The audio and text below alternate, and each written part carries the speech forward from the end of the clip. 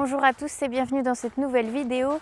Aujourd'hui, on se retrouve pour la prise en main du nouveau Renault Austral. Auto JMC 2 vidéos chaque mois, alors n'hésitez pas à vous abonner à notre chaîne YouTube et à activer la cloche de notification pour être alerté des prochaines vidéos.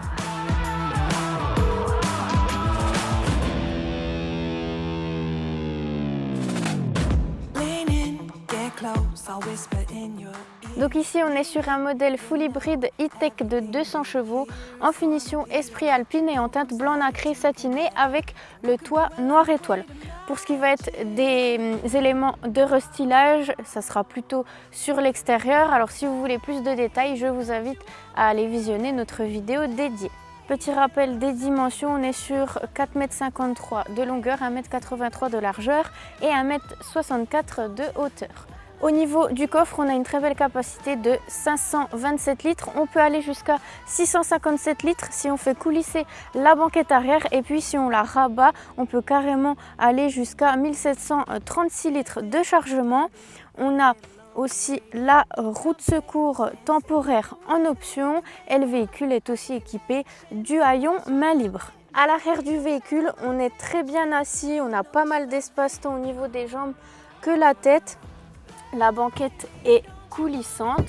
On a également l'accoudoir en centrale avec deux porte-gobelets. On a la clim juste ici avec deux prises USB-C et du rangement au dos des sièges avant. À l'avant du véhicule désormais, pour s'installer au poste de conduite tout d'abord, donc tout va être électrique, que ce soit au conducteur et aux passagers. On a les molettes sur le côté gauche pour le conducteur, on va pouvoir régler le dossier, la profondeur du siège. Pareil pour le volant, il est réglable en hauteur et en profondeur. Donc au niveau de la sellerie, on est sur du tissu effet carbone et de l'alcantara. On retrouve également les surpiqûres bleu, blanc, rouge.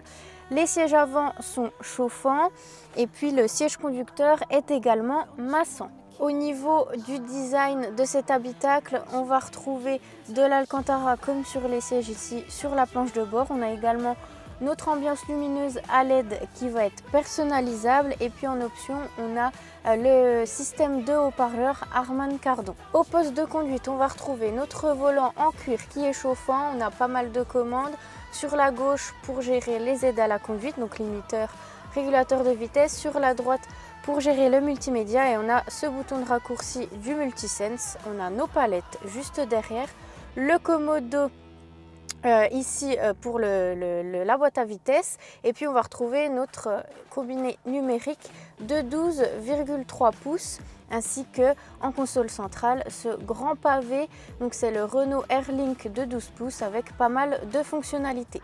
En termes de fonctionnalités sur cet écran, on va avoir notamment la navigation avec la cartographie européenne. On a également, donc ici ça va être la gestion du multimédia avec la radio DAB, etc. Gestion du Bluetooth, donc pour associer le téléphone. Ici on va avoir notre mur d'application pour notamment connecter l'Android Auto et l'Apple CarPlay. Et ici on va voir la partie Multisense où on va pouvoir ici régler le confort du véhicule, les aides à la conduite, les sièges donc avec notamment la fonction massante et les modes de conduite. Si je reviens à l'écran principal, on a ici notre gestion de la climatisation. Donc ici on a une climatisation automatique bizone avec les boutons en physique juste ici.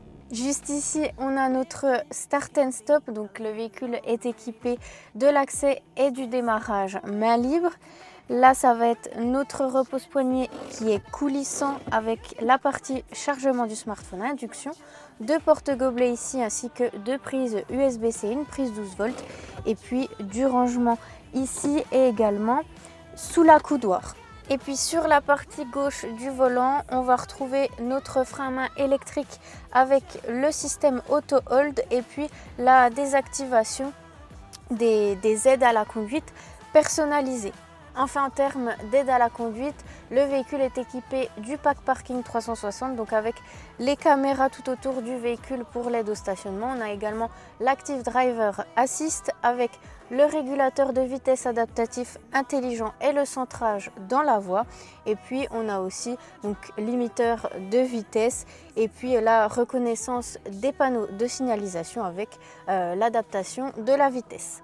C'est déjà la fin de cette vidéo, j'espère qu'elle vous aura plu. N'hésitez pas à laisser vos questions, vos remarques en commentaire. N'hésitez pas non plus à liker la vidéo et à vous abonner à notre chaîne YouTube si ce n'est pas déjà fait. Et je vous dis à très vite pour une prochaine vidéo.